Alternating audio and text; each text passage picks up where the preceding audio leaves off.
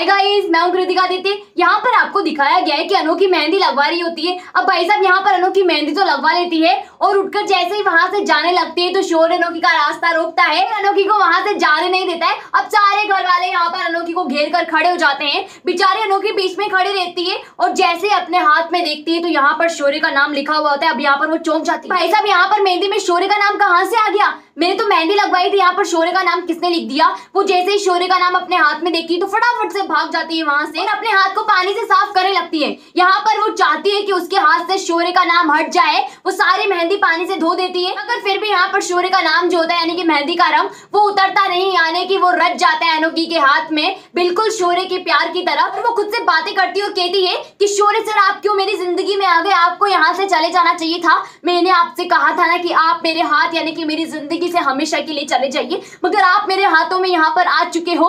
क्यों मेरी जिंदगी से आप नहीं जाते? यहाँ पर अनोखी काफी ज्यादा परेशान हो जाती है। वो इतनी ज्यादा परेशान, इतनी ज्यादा दुखी होती है कि उसका गम जो है वो आंसू बनकर यहाँ पर छलक जाता है। वहां पर कंचन और बबली पहुंच जाती है। अब भाई साहब ये दोनों जो होती है इनको पता है कि अनोखी के हाथ में शोरे के नाम की मेहंदी रच चुकी है और जाकर यहाँ पर अब अनोखी को छेड़ना है। बबली यहाँ पर अनोखी के पास आती है और उससे कहती है कि हाय रब्बा अनोखी, तुमने ये क्या कर लिया? यहाँ पर शोरे का नाम अपने हाथ में कैसे लिखवा लिया? सब दूल्हे का नाम तो यहाँ पर सिर्फ दुल्हन ही अपने हाथों में लिखवाती है, तुमने क्यों लिखवा लिया अनोखी? तुमने बहुत बड़ा अनर्थ कर दिया। यहाँ पर क्या तुम वाकई में शोरे से प्यार करती हो? अगर नहीं करती तो हाथ में यहाँ पर नाम लिखवाने की क्या जरूरत थी? अब अनोखी यहाँ पर भाई साहब उनके सवालों का जवाब दे या सोचे, अभी उसे खुद नहीं पता कि नाम उसके हाथ में आया कैसे, तो खुद बेचारी परेशान है। अब उन्हें क्या जवाब दे यहाँ पर? तो अनोखी इन सारे जवाबों को नकार देती है और कहती है कि नहीं, मेरे दिल में उनके लिए कोई जगह नहीं है, वो मूव ऑन कर चुके हैं, तो मैं भी यहाँ पर आगे बढ़ चुकी हूँ। वो गलतफहमी हुई है और यहाँ पर मुझे खुद को नहीं पता कि नाम मेरे हाथ में कैसे आ गया। मैं मिटाने की कोशिश कर रही हूँ मगर ये नाम मेरे हाथ से जा ही नहीं रहा है।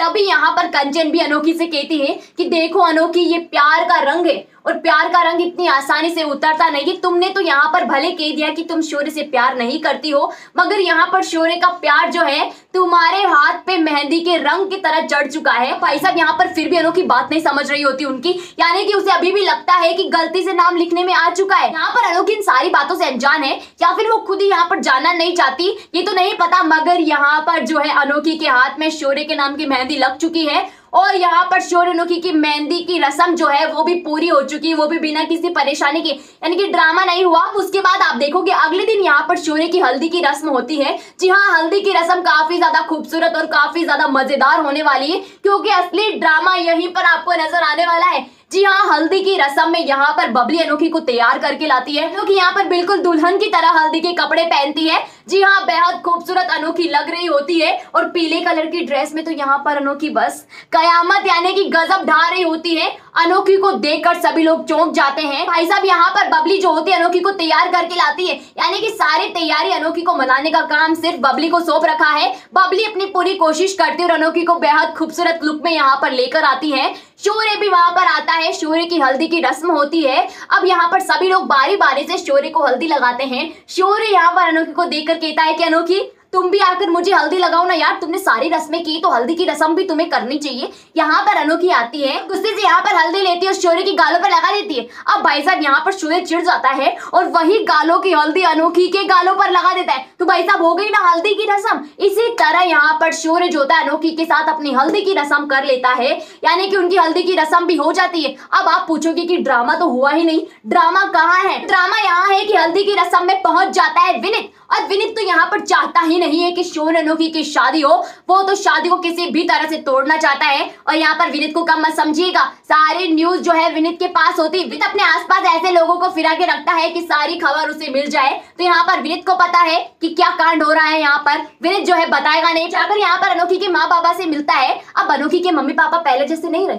जी हाँ, यहाँ पर अनोखी के जो पापा जी हैं वो बदल चुके हैं और अपनी बेटियों के सपोर्ट में खड़े हैं। यहाँ पर उन्हें पता है कि विनित किस किस्म का इंसान है। वो उन दोनों के सामने बड़ा ही अच्छा बनने की कोशिश करता है, मगर यहाँ पर जो बबली होती है तो सुना देती। जी हाँ, अब बबली यहाँ पर चुप बैठने वालों में से नहीं है। वो विनित को यहाँ पर लताड़ती है बहुत खतरनाक तरीके से और उसे कहती है गेट आउट, बाहर निकलो यहाँ से, तुम्हारी यहाँ पर कोई जरूरत नहीं, तुम क्यों आए हो? बात सुनकर यहाँ पर विनित बबली पे भड़कने लगता है। विनित यहाँ पर बबली को कुछ सुनाए उसके पहले ही आहिर आ जाता है और बबली को बचा लेता है और यहाँ पर विनित की गिरबान पकड़कर यानी कि कॉलर पकड़कर बाहर की तरफ ले जाता है कि चलो बाहर का रास्ता नापो, तुम्हारे लिए बाहर ही जगह है। यहाँ पर एसीपी आहिर विनीत से कहते हैं कि तुम्हारी पूरी जिंदगी को तूफान बना दूंगा, चले जाओ यहाँ से, अगर नहीं गए तो फिर जानते नहीं हो मैं कौन हूँ, यानी कि मैं हूँ डॉन। बस यही बात यहाँ पर एसीपी आहिर विनीत से कहते हैं। अब विनीत की तो सिट्टी पिट्टी गुम हो जाती है, यानी कि उसे लगता है कि कहीं कुछ और ही ना हो जाए, तो विनीत यहाँ पर खामोश हो जाता है। इसके बाद आपको दिखाया जाएगा कि शौर्य अनोखी की शादी भी होने वाली है।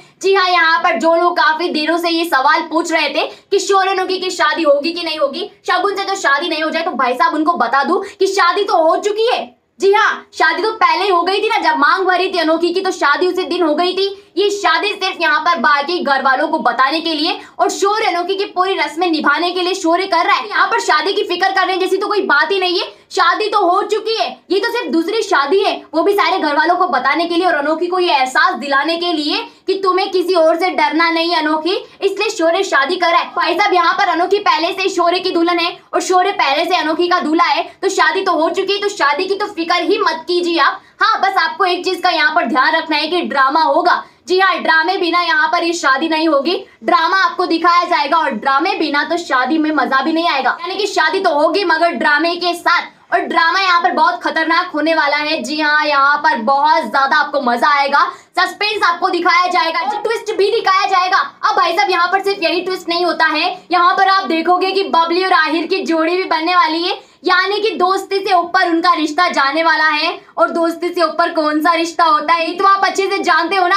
जी हाँ, और साथ ही में सिर्फ बबली और आहिर ही नहीं, बल्कि यहाँ पर आस्था और शान भी अपने बेटे की शादी में अपने खोए हुए उस प्यार को पा लेंगे जो यहाँ पर देवी की वजह से उन्होंने दूर कर दिया था। लेकिन दोनों का रिश्ता भी अब पहले से काफी ज्यादा खूबसूरत होने वाला है। तो भाई साहब ये शादी सिर्फ यहाँ पर शादी नहीं होती, बल्कि प्यार का वो मौसम होता है जिसमें कहीं जोड़ियां बनेंगी। अगर आपको वीडियो अच्छी लगे तो लाइक कीजिए, शेयर कीजिए और कमेंट करके मुझे यहाँ पर बताइए कि आपको आज की वीडियो कैसी लगी। उसी के साथ क्या यहाँ पर आप चाहते हैं कि शौर्य अनोखी रियल लाइफ में भी यानी कि एक हो जाए। और उसी के साथ अगर आपने चैनल को अभी तक सब्सक्राइब नहीं किया है तो यार फटाफट से जाकर चैनल को सब्सक्राइब कर दीजिए, पास ही में नोटिफिकेशन के बेल आइकन का बटन भी दिया है, इसे भी प्रेस कर दीजिएगा ताकि जब भी हमारी वीडियो है सबसे पहले आप तक पहुंचे, वो भी बिना किसी रुकावट के।